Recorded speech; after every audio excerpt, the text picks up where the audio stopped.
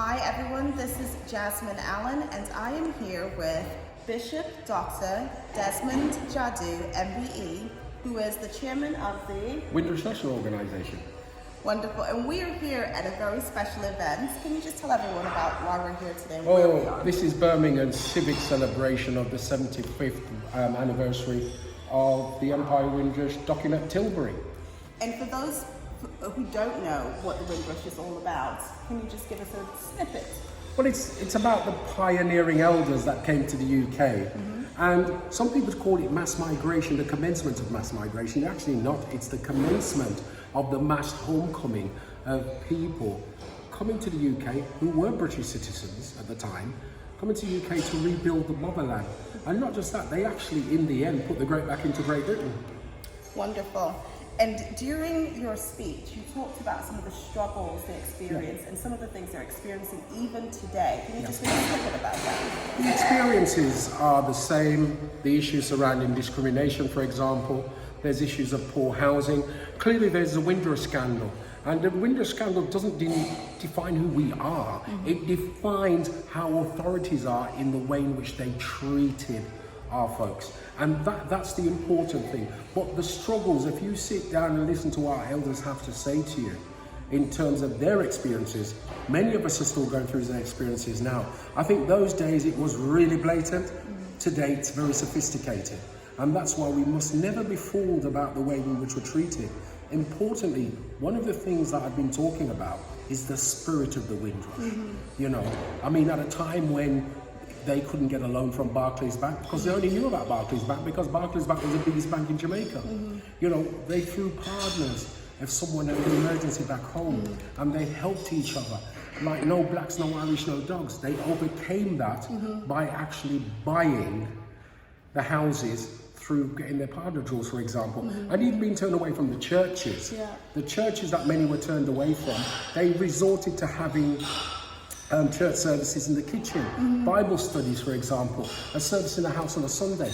Then they went to the community hall. Then the same church they were told not to go back to, they bought that church building. And the emergence of the black church. The church was not born out of shame. The black church was the Windrush generation saying, you ain't gonna stop us from worshiping God, we will find a way. And that's the spirit of the Windrush. Together we move mountains. Wonderful. And I find, you know, in the church community, we talk a lot about Windrush, but also being part of the corporate community, so corporate Britain. Why is Windrush quite important when we talk about diversity, equity and inclusion in the workplace? And what should our corporate, whether not-for-profit organizations or private organizations, put this on the agenda for their employees, especially the black employees inside of their organization? We must understand that the Windrush scandal was caused by a lack of common sense because the history of the British Empire has not been told as it should be. Colonialism is a big issue in terms of the journey of particularly black people.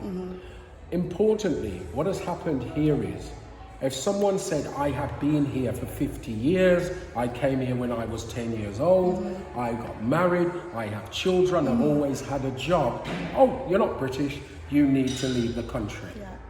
That's the whole issue. People need to understand the journey. You can't understand multiculturalism unless you understand the journey. And that's what the important things about in corporate Britain. Understanding who your colleague is. Understanding people like me, for example. I preach, I do a lot of talking, and people say, you've got a big mouth. You know, you're shouting. No, I'm not. This is me naturally. Why is it me naturally? Because I spent time in Jamaica before mobile phones. And if your father was down the gully, for example, and you call him for dinner, you would be, Dad, come and get your dinner. You know, and he'd hear you, even if he was half a mile away. But that's the whole issue, understanding the culture of where we're coming from. And if people grasp that culture, they'll have greater what I call tolerance. And importantly, that stereotypical behavior, we can do something about it. I mean, we know many organizations now have EDI, and EDI is the buzzword. I'd encourage all organizations, listen, it's a buzzword, but actually turn it into something. Achieve a tangible outcome. And that's the key element. Recently, we were talking to a couple of Premier League football teams, for example, And they are interested in it. For one reason, one EDI manager from a club in London rang me up and said, we've got black players who don't understand what Windrush is because we've asked them. So can you come and talk to them? So next season we are going to talk to them so that you understand the journey. Yeah. So it's actually it's a bigger issue than we actually think. But one thing with Windrush 75, let us finally let people understand what the journey is to the UK. And also understand as well, like people like my father-in-laws who are today, I've seen some other elders, they were all British. So when they came here with a British passport and they're British. So thank you so much for that. And there's quite a lot about the awareness of Windrush. And I know that you're a community champion. You do a lot of great work in the community. So if we were moving from awareness to action, and especially, like I plan to share this within my workplace, so organizations that have a lot more remit, what can they do to help progress the cause? What can they do to help the organization as well, the Windrush Foundation that you're part of? What can we do to get involved and move the needle forward? Windrush National Organisation is made up of 20 organisations around the country, so we have affiliates. Yeah. When we do our national tour this year, we will end up probably with about 30 at least. Yeah. We're going to places like Belfast, we're going to go to places like Edinburgh, Glasgow, Dundee. We're going to places in Wales such as Cardiff, Newport, and I understand Bangor as well, and around places like Ipswich, Doncaster. They sound off the beaten track, but they're actually not. Yeah. And this is getting that message across is important, and we want to get more people involved. People want to get involved, just go to our website, windrushnationalorganisation.com, and people can join in what we're doing.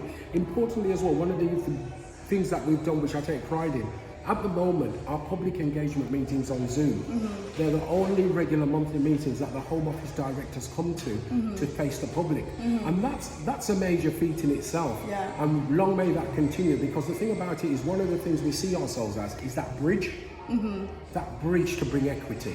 That's what we are. We're not just focusing on status and compensation, we're focusing on wealth retention, for example. You know, when our elders die, everyone's in a rush to sell the house. But how can they maintain the house and have some funds released from the house, for example? Poor housing, public sector housing. How can we do that? Do we need to have more Windrush-style housing associations? Education underachievement. How do you deal with that as well? So what we want to do is, we've already got our strategy document.